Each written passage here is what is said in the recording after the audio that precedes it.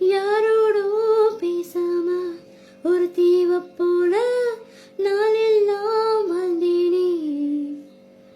வேரோடு சேராத ஒரு பூவை நம்பி வீழ்ந்தேனே. ஓ